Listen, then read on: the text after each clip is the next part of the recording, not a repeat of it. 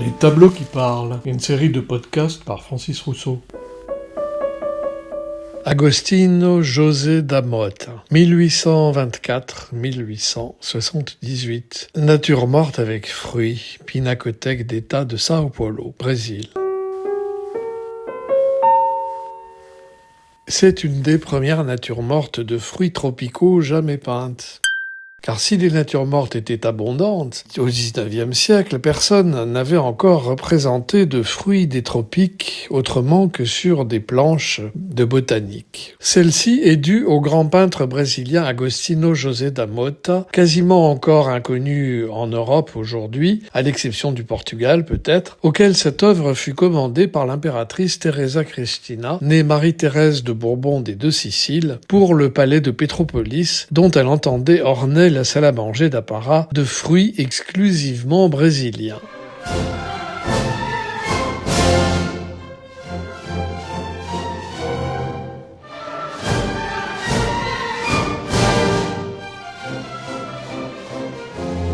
Cette commande était destinée à promouvoir la production maraîchère locale auprès des hôtes prestigieux que Pierre II, troisième et dernier empereur du Brésil, et elle-même y recevait.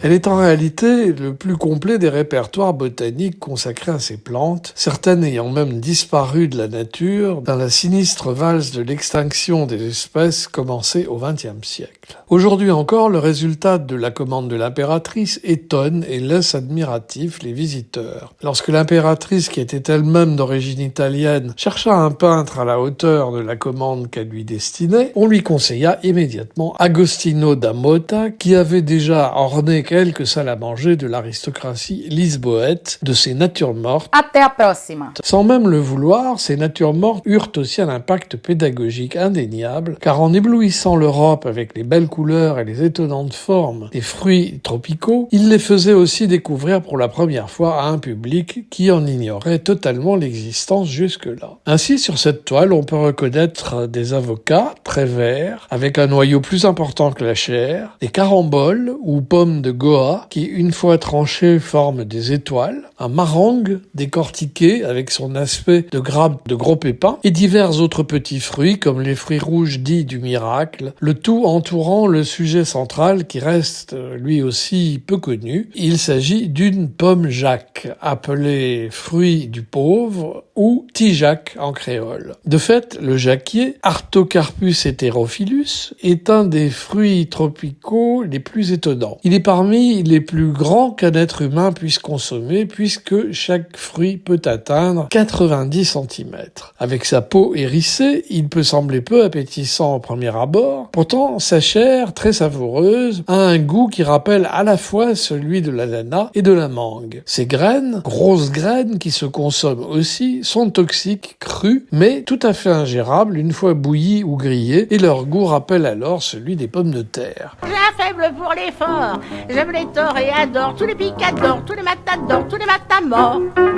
L'impératrice Maria Teresa, que les Brésiliens adoraient, était une femme qui aimait prendre du temps pour expliquer à ses invités les avantages et les inconvénients des divers fruits de son pays et la façon de les consommer, qui lui avait été expliquée par le détail au moment de son mariage avec l'empereur. Cela donnait lieu, d'après les témoins de l'époque, à des scènes assez croquignolettes où l'impératrice, par naïveté sans doute, comment aurait-il pu en être autrement, expliquait que certains fruits tropicaux donnaient un teint de rêve, mais que d'autres occasionnaient de sérieux dérangements gastriques. En ce qui la concernait, c'était la banane qui n'était pas sa copine, si on peut dire. Et pourtant, les vertus de ce fruit qui dépanne sont bien connues. Oi, tudo bem? Une bouchée de plaisir, une bouchée d'énergie. Manger la banane, parler de goût. Ces natures mortes, composées de rarement plus d'une demi-douzaine de fruits, avec toujours un grand sujet central mis en vedette, en quelque sorte, voire les autres toiles données en lien dans ce podcast, sont toujours présentées au sol, avec pour fond ce ciel brumeux et laiteux, si typique des hauteurs de Pétropolis.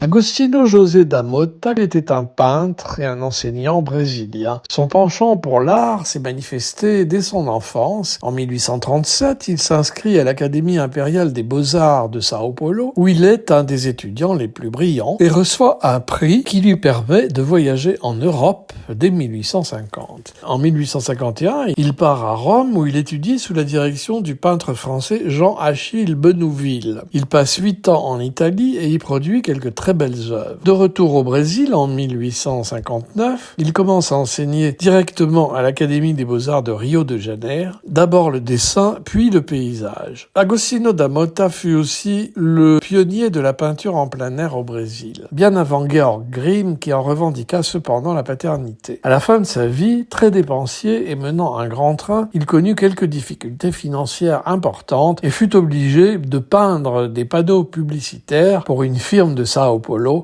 Mangez la balade, parlez de vous.